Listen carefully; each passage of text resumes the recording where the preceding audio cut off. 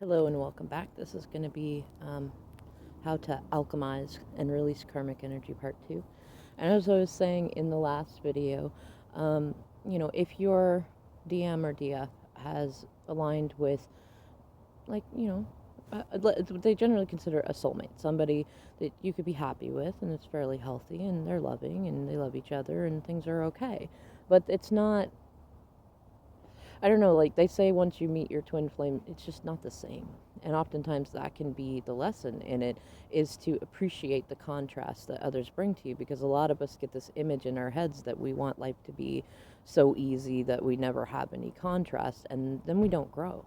And it can even be that maybe they line up with a soulmate to where, I mean, they can go through the motions, they can live check to check, they can have a comfortable life. Maybe they check off enough of each other's boxes, but it's just not the level of intimacy that they want.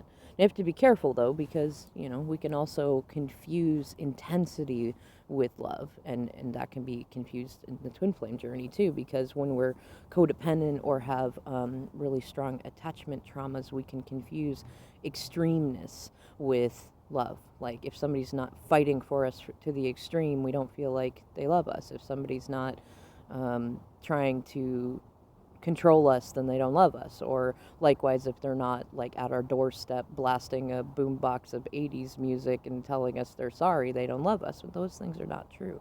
When you get into learning about emotional security and healing attachment traumas, you recognize that while there are many beautiful, intense moments like that, especially in twin flame relationships, that does not equal love. That does not equal healthy attachment.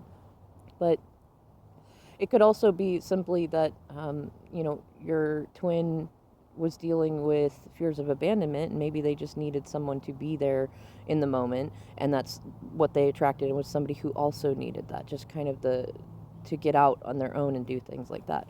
Now, on the flip side of that, what you often see, especially with more stubborn DMs have a lot of immature energy, is that they attract somebody who is either just as immature as they are or more immature than they are. And what they need is somebody who's willing to challenge them, who's not going to be as giving or loving or thoughtful, who's going to reflect the ways that they have been oftentimes with you.